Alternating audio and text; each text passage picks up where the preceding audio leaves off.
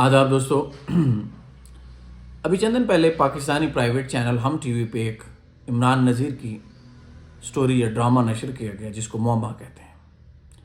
اس drama کا مرکزی کردار ایک خاتون ہے جہاں آرا، اس کو خوبصورت اور بہترین طریقے سے صبا قمر صاحبہ نے نبھایا ہے۔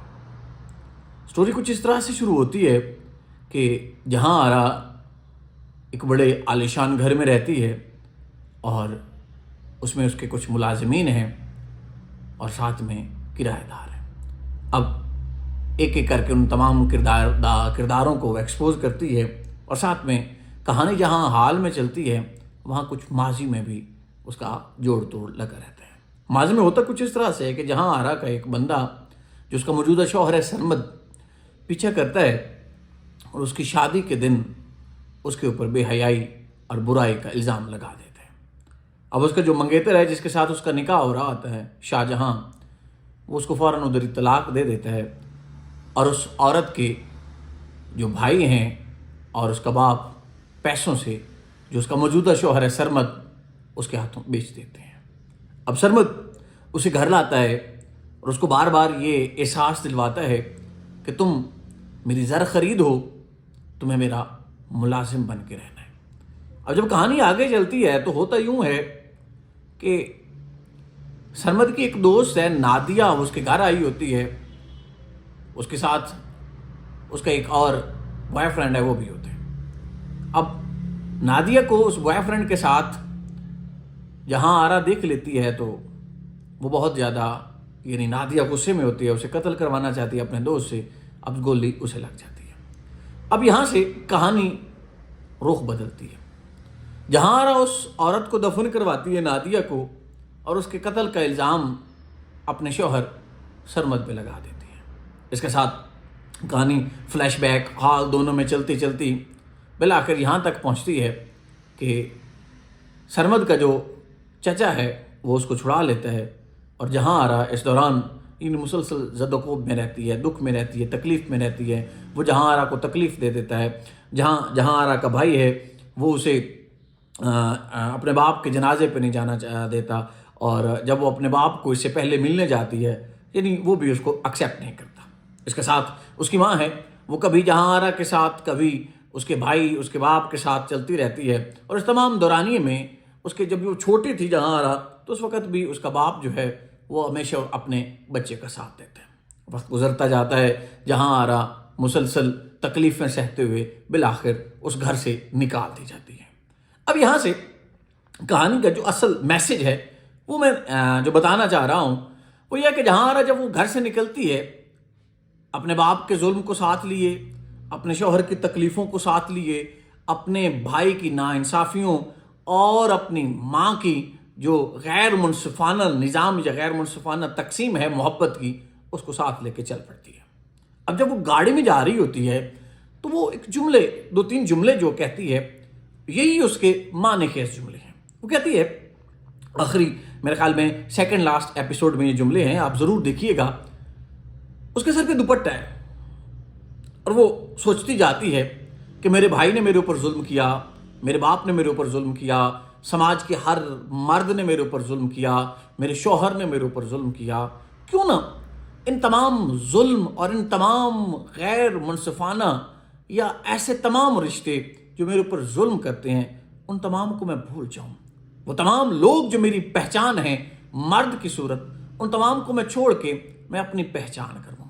اس کے ساتھ وہ اپنے سر سے جو دوپٹہ لے کے بیٹھی ہوتی ہے اس کو ہوا میں اڑا دیتی اور کہتی ہے آج سے میں نہ کسی کی بہن ہوں، نہ میری کسی کی بیٹی ہونے کی پہچان ہے اور نہ ہی میں کسی کی بیگم، یعنی صرف اس وجہ سے میری پہچان ہے کہ میں فلاں مرد کی بیگم ہوں۔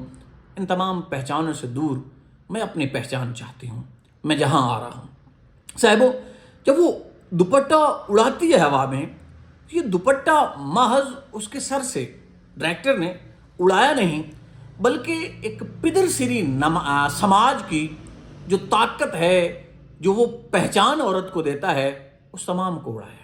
یعنی جہاں آ رہا کہتی ہے کہ میں صرف اب جہاں آ رہا ہوں، میری پہچان یہ ہے کہ میں صرف اور صرف جہاں آ رہا ہوں۔ یہ پہچان اس کو آگے کی طرف لے کے جاتی ہے۔ اب اگر اس کو یہاں اس حال میں رک کے 2026 میں رک کے ہم 1879 میں چلے جائیں اور اسی سے سیم ملتا جلتا کردار نورا کا بھی ملتا ہے. نورا وہی نورا جس کو دا ڈال ہاؤس میں ہینری گبسن نے پہلی فیمنسٹ تحریک کی عورت کے طور پہ متعارف کروایا. وہی نورا جس کی وجہ سے یورپ کے پدرسری سماج میں ایک دم آگ سی لگ گئی. وہی نورا جس کے کردار کے بعد یورپ میں پہلی فیمنزم کی کتاب لکھی گئی، A Vindication for the Rights of Women، میری wollstonecraft نے کتاب لکھی. اب نورا میں بھی ایسے ہی ہے. نورا کماتی ہے، اپنے شوہر کو دیتی ہے، شوہر ہر وقت اس کے اوپر الزام لگاتا ہے اور at the end of the day شوہر اس کو مارتا ہے، پیٹتا ہے. آخر پہ نورا کیا کرتی ہے؟ نورا ایک دن اس سے تنگ آ کے دروازہ بند کر کے وہاں سے نکل آتی ہے. شوہر اس کو روکنے کی کوشش کرتا ہے لیکن وہ نہیں رکتی. شوہر اسے روکنے کی کوشش کرتا ہے لیکن وہ نہیں رکتی. وہ کہتی ہے کہ میں آپ کی پہچان سے تنگ ہوں، میں اپنی پہچان چاہتی ہوں، میں اپنا نام چاہتی ہوں سماج میں. کب تک میں ایک گڑیا سی بن کے آپ کے نام کے ساتھ اپنی پہچان کی بھیک مانگتی رہوں؟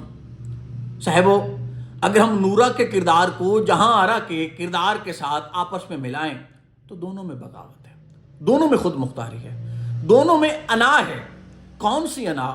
جو پدرسری نظام کو چیلنج کرتی ہے، جو عورت کو انسان نہیں بلکہ یا تو اسے بیٹی کے روپ میں یا اسے بیوی کے روپ میں یا اسے محکوم کے روپ میں جو پدرسری نظام اس کی پہچان کرواتا ہے، اس کو ہیومن بینگ نہیں مانتے. دونوں عورتیں، چاہے ہماری ہینری گبسن کی نورا ہو یا عمران نذیر کی جہاں آرا ہو، وہ دونوں اپنی پہچان چاہتے ہیں. نورا کے نکلتے وقت بھی یہی الفاظ تھے کہ میں انسان ہوں، اور جہاں آرا کے بھی دوپٹہ اڑاتے وقت یہی الفاظ تھے کہ میری پہچان انسان ہے، میں ہیومن بینگ ہوں. تو ہمیں یعنی یہ تمام، اور مزے کی بات، جس طرح سے نورا کے اس کردار کی وجہ سے پوری یورپ کے ادبی حلقوں میں یہ دیکھا گیا کہ یہ پہلا کردار ہے جس نے عورت کی آزادی کے اوپر، عورت کے حقوق کے اوپر بات کی ہے. اور اگر ہم جہاں آرا کے کردار کو دیکھیں تو یہ بھی پہلا کردار ہے جس نے عورت کے حقوق کے اوپر بات کی، عورت کے رائٹس کے اوپر بات کی. دیکھو صاحبو، ہمیں عورت کو انسان سمجھنا چاہیے، ہمیں اسے محکوم، اسے چڑیا نہیں لینا چاہیے. جب وہ انسان ہم سمجھیں گے تو پھر جا کے ہم ایک بہترین اور خوبصورت معاشرے کو جنم دلوا سکیں گے. ہم بہترین سماج، ایسا سماج جہاں انسانوں کی قدر ہو، ایسا سماج جہاں اخلاقیات ہوں گی، جہاں ایتھکس ہوں گے. جب ہم دوسرے انسان کو اپنا برابر ہم پلہ سمجھیں گے تب جا کے ہم بہترین اخلاقی کوڈ کو کیا کر سکتے ہیں، پیدا کر سکتے ہیں. تو جہاں آرا ہو یا ابسن کی نورا ہو، وہ دونوں اپنی پہچان مانگتی ہیں، اور بہترین معاشرہ یہی ہے جو عورت کو اس کی پہچان دے. آدھا